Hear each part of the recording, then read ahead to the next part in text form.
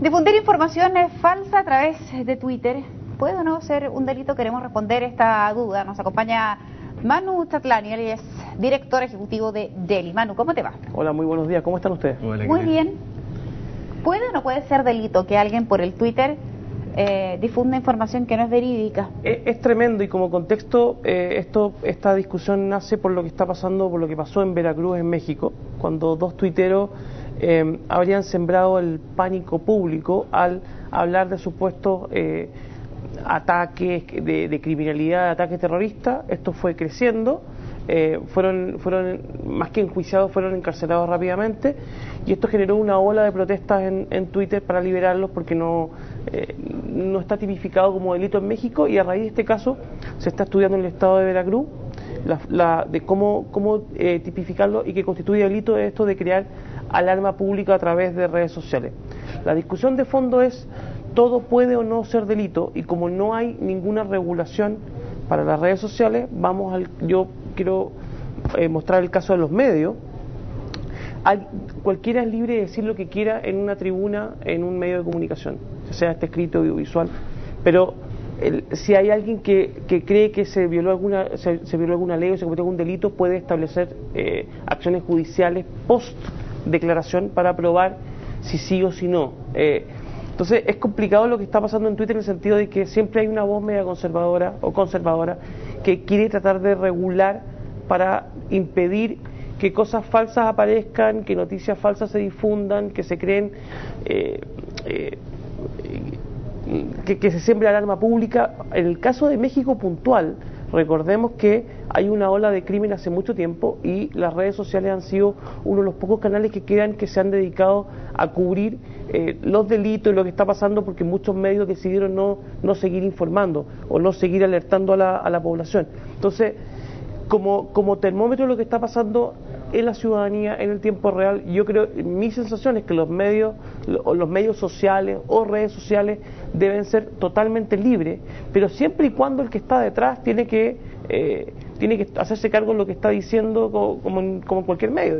Mientras seguimos comentando, Manu, vamos a ir viendo unas portadas para ver que, claro, que no solamente fue en Twitter muy seguido y de mucho interés para aquellos que querían la liberación de estas personas, sino además a través de los medios de comunicación tradicionales, para hablar de estos dos mundos que se van conectando. A mí me queda la sensación, no sé si te pasa a ti, Vero, esto de que, a ver, la responsabilidad que estuvo siempre como endosada a los periodistas de medios, por el hecho de manejar medios tradicionales y entregar la información a través de eso, esta responsabilidad adicional de ser serio, de ser, definitivamente, para no ponerle otro adjetivo, responsable en la entrega de la información, ahora entra en una nebulosa súper compleja, porque las redes sociales son medios de comunicación igual, o sea, y están muy abiertos. Y pongámoslo en el escenario más complejo, el que a mí no me parece, pero pongámoslo que eso ocurra, que se regule lo que se dice o no en redes sociales en términos de responsabilidad, credibilidad, que no se exija anonimato.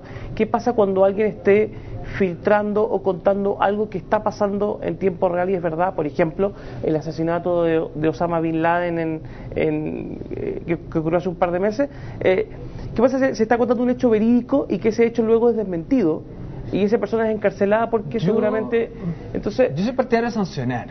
No de filtrar previamente, no de la censura previa, que sea una plataforma, perfecto, que la gente suba su información, perfecto. Me parece que si lo queremos llevar a eso, en que a veces se utiliza demagógicamente la democratización de este medio de comunicación, me parece bien, pero que no sea gratuito si es que cualquiera empieza a despotricar por la vida, digamos, y a escribir cualquier tontería. Y de hecho, el caso de... Sí, y lo que pasó en Inglaterra, nos alejamos de México bastante y miles de kilómetros, y nos vamos a Inglaterra, y lo que pasó con las protestas, cuando hubo personas usando sus smartphones, y particularmente se usó mucho BlackBerry y el Messenger que tiene para poder coordinar la revuelta en la calle. La pregunta es: ¿hubo vandalismo? Sí, y fue coordinado por una red social.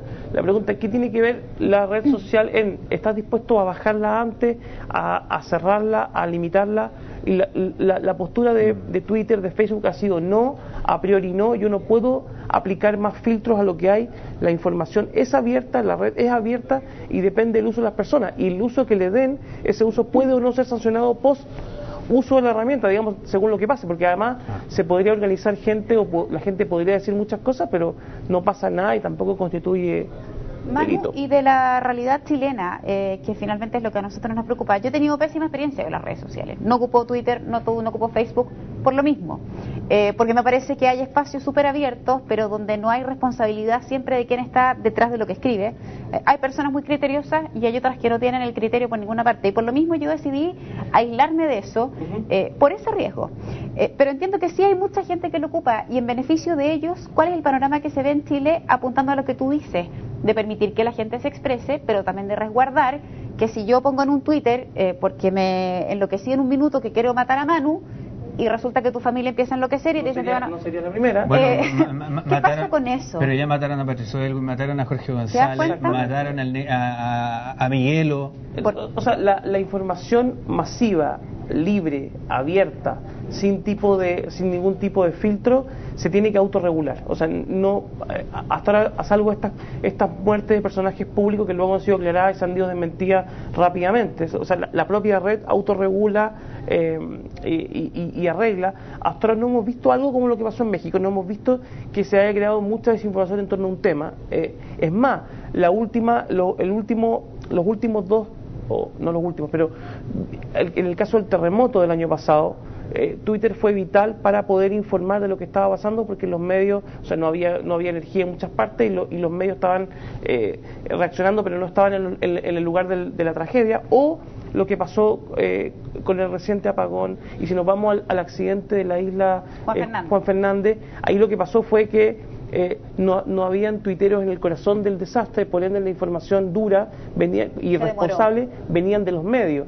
y lo que hacían las redes era replicar para informar a todos aquellos que deciden no ver tantos medios o no informarse a través de medios tradicionales. Entonces puede ser una gran plataforma para republicar o recompartir lo que se está diciendo a nivel de medios tradicionales, pero sancionar previamente sería que pierda el espíritu. O sea, finalmente si fuera una red en la que, por ejemplo, como exige Google Plus, que no puede haber usuarios anónimos en la red, cada uno tiene que usar su nombre y apellido, y lo contrario será sancionado y perderá todos sus privilegios.